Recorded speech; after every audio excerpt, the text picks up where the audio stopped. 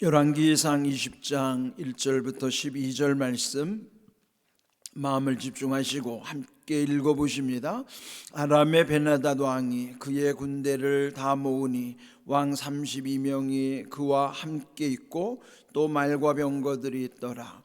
이에 올라가서 사마리아를 에워싸고 그곳을 치며 사자들을 성 안에 있는 이스라엘의 아합 왕에게 보내 이르기를 베나닷이 그에게 이르되 내 은금은 내 것이요 내 아내들과 내 자녀들의 아름다운 자도 내 것이니라 하매 이스라엘의 왕이 대답하여 말하기를 내 주 왕이여 왕의 말씀같이 나와 내 것은 다 왕의 것이니이다 하였더니 사신들이 다시 와서 이르되 베나닷이 이르노라 내가 이미 네게 사람을 보내어 말하기를 너는 내 은금과 아내들과 자녀들을 내게 넘기라 하였거니와 내일 이맘때에 내가 내 신하들을 내게 보내리니 그들이 네 집과 내 신하들의 집을 수색하여 내 눈이 기뻐하는 것을 그들의 손으로 잡아 가져가리라 한지라. 이에 이스라엘 왕이 나라의 장로를 다 불러 이르되 너희는 이 사람이 악을 도모하고 있는 줄을 자세히 알라. 그가 내 아내들과 내 자녀들과 내 은금을 빼앗으려고 사람을 내게 보냈으나 내가 거절하지 못하였노라. 모든 장로와 백성들이 다 왕께 아뢰되 왕은 듣지도 말고 허락하지도 마옵소서 한지라. 그러므로 왕이 베나닷의 사신들에게 이르되 너희는 내 주 왕께 말하기를 왕이 처음에 보내 종에게 구하신 것은 내가 다 그대로 하려니와 이것은 내가 할 수 없나이다 하라 하니 사자들이 돌아가서 보고하니라. 그때에 베나닷이 다시 그에게 사람을 보내어 이르되 사마리아에 부서진 것이 나를 따르는 백성의 무리의 손에 채우기에 족할 것 같으면 신들이 내게 벌 위에 벌을 내림이 마땅하니라 하며 이스라엘 왕이 대답하여 이르되 갑옷 입은 자가 갑옷 벗은 자같이 자랑하지 못할 것이라 하라 하니라. 그때에 베나닷이 왕들과 장막에서 마시다가 이 말을 듣고 그의 신하들에게 이르되 너희는 진영을 치라 하며 그 성읍을 향하여 진영을 치니라. 아멘. 북왕국의 7번째 왕 아합 시대에는 아주 영적으로 암흑기라고 말씀드렸어요. 그렇지만 하나님은 엘리야 선지자를 보내셔서 또 하나님이 하나님 되심에 대한 놀라운 표적들을 나타내 주셨습니다. 이미 우리 앞에서 18장에서 갈멜산의 그 하나님의 불의 역사를 이제 보았습니다. 그렇지만은 그 놀라운 기적을 체험하고도 좀 우리가 이해할 수 없는 것은요, 그런 놀라운 하나님의 능력을 체험하면은 모두가 다 하나님 앞에 무릎을 꿇고 또 하나님의 말씀대로 순종할 것 같잖아요. 그런데 그렇지 않습니다. 이런 놀라운 하나님의 역사를 경험하고도 악한 사람들은 더 악해졌고 또 심지어 엘리야 같은 하나님의 신실한 종도 그 표적 그 놀라운 사건 이후에 왕비 이세벨이 자기를 죽인다고 하는 그 이야기를 듣고 또 그는 아주 그 국경을 넘어서까지 도망가서 로뎀나무 아래에서 하나님께 죽여달라고까지 탄식하는 모습. 어떻게 그렇게 놀라운 하나님의 역사를 경험했는데도 그렇게 낙심할 수 있을까? 그러니 여러분, 우리가 하나님의 표적이나 놀라운 기적을 구하지만 그것이 사실 우리가 정말로 구원에 이르는 궁극적인 길은 아니라는 것이죠. 이렇게 하나님이 함께 하시는 놀라운 은혜를 경험하고도요, 역시 이 시대도 악한 사람은 더 악해져 가고 있고 또 은혜를 경험한 사람들도 때로는 육신의 연약함으로 낙심과 좌절에 빠지는 엘리야 같이 그런 모습에 빠질 수도 있어요. 근데 이것이 우리의 연약함이죠. 자, 그런데 이제 오늘 20장에 보면은 또 이 북왕국 이스라엘에 인접해 있는 그 북동쪽 여기 아람이라는 나라는 지금의 시리아, 그리고 시리아의 수도는 다메섹이죠. 지금의 시리아 지역이 옛날 아람이라는 국가예요. 근데 그 아람의 왕 베나닷이 군대를 모으고 왕 32명과 함께 이 사마리아는 북왕국의 수도예요. 거기를 이제 에워쌌다 그랬던 것이죠. 근데 이제 이 아람과 북이스라엘 간의 전쟁이 일어나는 거예요. 근데 오늘 20장에 보면은 이제 전반부에 한 번, 그다음에 이제 좀 후반부에 두 번에 걸쳐서 아람과의 전쟁이 있는 것이죠.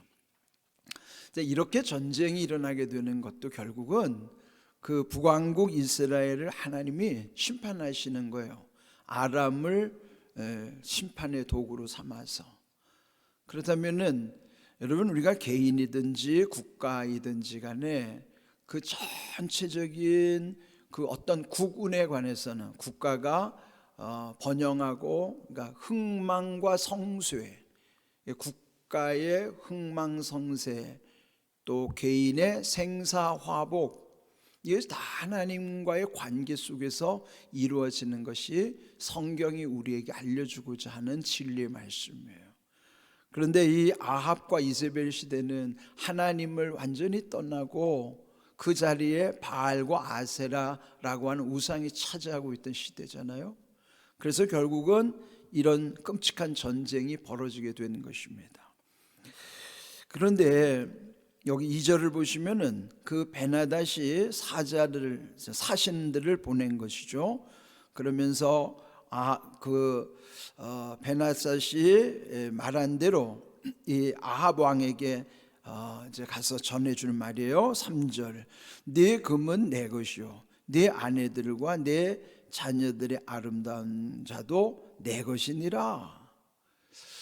여러분, 이게 얼마나 자존심 상하는 이야기입니까? 이제 물론 그들이 쳐들어왔는데 이 아합이 두려우니까, 두렵다는 것은 그 하나님에 대한 믿음이 없으니까, 아합은 그 나라가 하나님의 백성의 나라라고 하더라도 기도할 줄도 모르고 또 지혜도 없고 그런 거예요.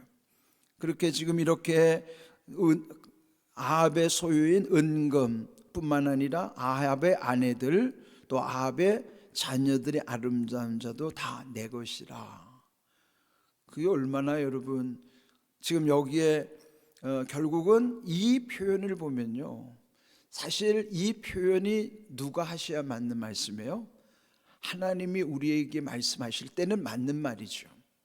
만일 하나님이 우리가 가진 모든 소유, 그리고 우리의 가정의 모든 자녀들이나 우리 가족들도 다 하나님의 소유라고 하면 다 내 것이니라, 그게 하나님이 그리 말씀하신다면 우리는 아멘 해야 맞아요. 그런데 이 아람이라고 하는 이 나라의 베나닷이 와서 이 아합 왕에게 이런 어처구니 없는 말을 전해주는 것입니다. 그런데 그때 이 아합 왕이 대답하기를, 4절에 보면은 주 왕이여 왕의 말씀같이 나와 내 것은 다 왕의 것이니이다. 아직 전쟁을 제대로 싸워보지도 아니하고 얼마나 두려웠으면은 사신이 보내서 전해준 말에 자기도 동의를 한 거예요. 베나닷 왕을 일컬어서 내주 왕이라 그러잖아요. 주 왕이요, 내주 왕이요. 그러니까 자기는 그 베나닷의 아주 신하인 것처럼 굴종적인 자세를 보이는 거예요. 근데 왜 이런 일이 벌어질까요? 여러분, 우리는 늘 이 아람의 베나닷이 말한 대로 우리는 하나님 앞에 이런 고백을 해야 돼요. 나의 모든 소유, 우리의 가정의 모든 것도 다 하나님의 것이니이다. 정작 아합이 동의해야 되는 것은 하나님의 소유에 관해서는 아합이 그렇게 말해야 맞지만은, 하나님을 저버린 아합은 얼마나 모욕과 수치를 당하는 거예요. 오히려 그 아람으로부터 이제 이런 통보를 받는다는 게 얼마나 자존심이 상하는 일입니까? 근데 이제 여기서 끝나는 게 아니에요. 그리고 나서 이제 한 수를 더 뜨는 거죠. 또 다시 사신을 보냈어요. 5절, 사신을 보내서 말하기를 6절에 한술 더 떠서 내일 이맘때 내가 내 신하들을 네게 보내리니 그 신하들이 와서 너의 집과 너의 신하들의 집을 수색하여 내 눈이 기뻐하는 것을 그들의 손에 잡아 가져가리라. 그러니 이제는 사람들을 보내서 노략질을 하겠다는 거예요. 이 아합의 집만 노략하는 게 아니라 거기에 있는 신하들의 집까지 다 수색하는 게 뭐예요? 아주 가정마다 다 아주 샅샅이 뒤져가지고 귀한 것들을 다 노략질해 갈 것이라고 통보를 하는 거예요. 여러분, 이게요 마귀의 전략이에요. 마귀에게 두려워하잖아요. 그럼 마귀가 원하는 뭔가가 하나 이루어졌습니다. 그럼 그걸로 만족하지 않아요. 더 큰 걸 요구하고 마침내는 마귀는 우리의 모든 걸 빼앗아 갑니다. 예전에 무당들의 고백을 들어봤는데 무당들이 두려워하는 것 중에 하나가 뭐냐면 귀신은 그 무당을 이용해 먹을 대로 하고 나중에는 버린다는 거예요. 그게 비참하다는 거죠. 예? 그러니까 무당은 귀신을 이용해 가지고 자기도 돈을 벌고 그리 하지만은 결국은 여러분 무당의 집안이 잘 되는 것이 없어요. 그러면은 결국은 귀신은 무당을 이용하고 무당도 귀신을 이용해 가지고 서로 공생관계인 것 같지만은 마지막에 비참하지는 말이죠. 이게 무슨 뜻이냐면 이 지금 아람의 베나닷에 하는 짓은 마귀의 전형적인 모습이에요. 그러니까 우리가요 이 마귀 앞에 두려워하면은 이렇게 된단 말이죠. 그렇다면은 하나님을 두려워하면은 마귀를 두려워할 이유가 없어요. 우리는 하나님 한 분만 두려워함으로써 세상의 모든 두려움을 이겨야지. 그런데 하나님을 두려워할 줄 모르면 세상의 모든 것들이 두려워지기 시작하는 거예요. 그 중에 모든 것을 이제 악용하는 존재가 마귀의 계략인 것이죠. 그러니까 우리는 철저하게 하나님 중심으로 살아야 되는 거예요.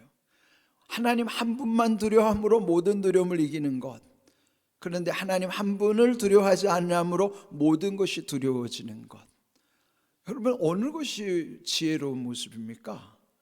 그러니까 우리가 하나님을 두려워하는 것이 우리가 사는 길이고 우리가 잘 되는 길이에요. 지금 여기 베나닷이 아주 계속 이 아람을 더 코너로 몰고 공격하는 것입니다. 그런데 이제 이 아합이 그것까지는 자기가 감당할 수 없어 7절에 그 나라의 장로를 다 불렀다는 거예요. 이제 백성들의 대표를 다 소집해 가지고 자초지종을 얘기하는 거예요. 첫 번째 베나닷이 보내서 내 가진 것, 내 가정의 모든 것 자기 것이라고 얘기했다. 근데 내가 인정했지만 또 다시 두 번째 사신을 보내가지고는 우리의 집과 당신들의 신하들의 집까지 탈탈 털어서 노략질을 하겠다고 이렇게 지금 엄포를 놓았다. 이제 그러면서 이런 모든 것들을 이제 얘기하는 거예요. 그럴 때 8절을 보면은 그 말을 들었던 모든 장로와 백성들이 다 왕께 아뢰기를 왕은 듣지도 말고 허락하지도 마옵소서. 그러니까 이 아합이 얼마나 주관이 없는 왕입니까? 결국 이 백성들과 그 대표들만도 못한 거예요. 그래서 이제 그들은 왕에게 단호하기를 촉구하는 거예요. 그런 엄포에 그걸 듣지도 말고 그런 요구를 들어주지도 말라. 허락하지 마옵소서. 그래서 9절에 베나닷의 사신들에게 이 사실을 전하면서 말하기를 너희는 내 주와 함께 말하기를 왕이 처음에 보내 종에게 구한 것은 내가 다 그대로 하려니와. 그러니까 처음에 요구한 거는 내가 하겠지만 그 다음에 두 번째까지 제안한 것 내가 이것은 할 수 없나이다. 그렇게 전해를 하는 것이죠. 오늘 제목이 내가 할 수 없나이다. 여러분 인생 살다 보면 내가 할 수 없는 일이 한두 가지입니까? 우리가 할 수 있다고 하는 능력은 지극히 미미한 거예요. 그마저도 하나님이 하게 하셔야만 할 수 있는 것이지. 안 되는 것은 되게 하실 때만이 되는 거예요.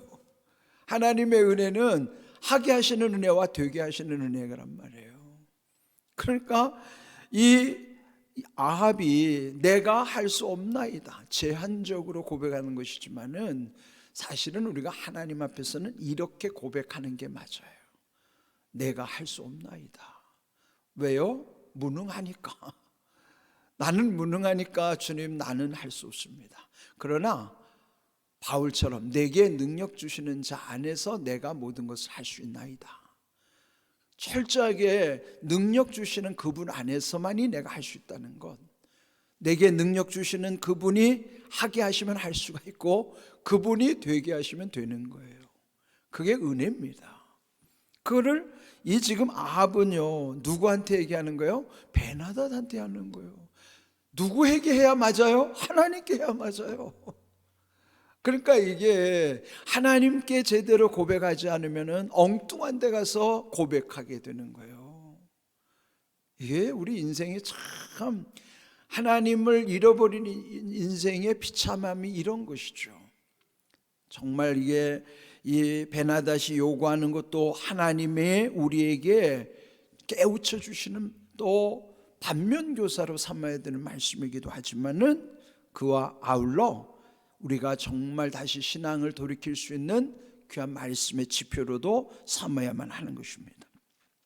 이제 결국 이렇게 돼가지고 그 말을 들은 베나닷이 이제 공격을 하는 거예요. 쳐들어오는 것입니다.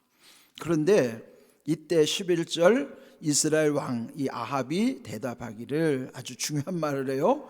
이게 하나의 속담인데요. 갑옷 입는 자가 갑옷 벗는 자 같이 자랑하지 못할 것이라. 자, 갑옷 입는 자는 뭘까요? 지금 이제 전쟁에 나가려고 갑옷 입는 거요. 갑옷 벗는 자는 누구예요? 전쟁에서 이기고 온 사람이 이제 갑옷을 벗는 거예요. 그러니까 아직 전쟁을 하지도 않은데 마치 이긴 것처럼, 예? 갑옷 입는 자는 베나닷이죠. 갑옷 벗는 자는 어떤 승리하는 자처럼 당신 자만하지 말라는 말이에요. 그 뭐예요? 우리말에 보면 김칫국부터 마시지 말라는 거예요. 예? 그러니까 여러분, 이 말을 하면서 갑옷 입는 자가 갑옷 벗는 자 같이 자랑하지 못할 것이라. 그렇습니다. 우리 인생이 그렇습니다. 마치 이 과정 중에나 결론이 나지 않은 걸 마치 다 된 것처럼 착각해도 안 되는 것이죠. 이렇게 당당하게 했을 때 베나닷이 결국 12절 진영을 치라 하고 진영을 쳤다. 그래서 결국은 전쟁이 일어나는 거예요. 이제 1차 전쟁, 그 다음에 곧이어 2차 전쟁이 벌어지지만은 하나님이 이제 이들을 지켜주시는 반전의 역사가 또 있어요. 자, 어찌하든지 오늘 여기 주신 말씀처럼 내가 할 수 없나이다. 우리는 아합이 엉뚱한 베나닷에게 고백했지만은 우리는 사실 하나님 앞에 고백해야 되는 이 고백의 내용이란 말이죠. 또 베나닷이 엄포를 놓았지만은 그러나 그 내용이 하나님이 우리에게 주시는 반면교사로 삼으면 우리는 아멘 하고 동의해야 되는 말씀이에요. 그러니까 하나님을 섬기지 않으면 엉뚱한 또 하나님을 대체하는 또 다른 우상을 섬길 수밖에 없어요. 여러분, 세상의 모든 것은 하나님을 섬기든지 아니면은 우상을 섬기든지 둘 중에 하나예요. 중간지대는 사실 없어요. 내가 나는 신을 안 믿는다고 하지만 그 안 믿는 것, 그리고 자기를 믿는 것 그 자체가 그것도 신이거든요. 그러니까 참 이게 영적 세계는 중간지대가 없는 거예요. 그렇다면 우리는 전적으로 하나님 편에 서야 되는 거예요. 그래야 이런 모든 악한 세력으로부터 또 귀신들 또는 마귀와 사단의 이런 모든 괴계에 우리 인생이 속지 않고요, 휘둘리지 않는 거예요. 여러분, 오늘 이 영적인 교훈을 잘 새기면서 우리 전도서 4장 12절 말씀 함께 읽어볼까요? 한 사람이면 패하겠거니와 두 사람이면 맞설 수 있나니 세 겹줄은 쉽게 끊어지지 아니하느니라. 그랬죠? 자, 지금 아합은 한 사람 뭐예요? 하나님이 없는 한 사람이에요.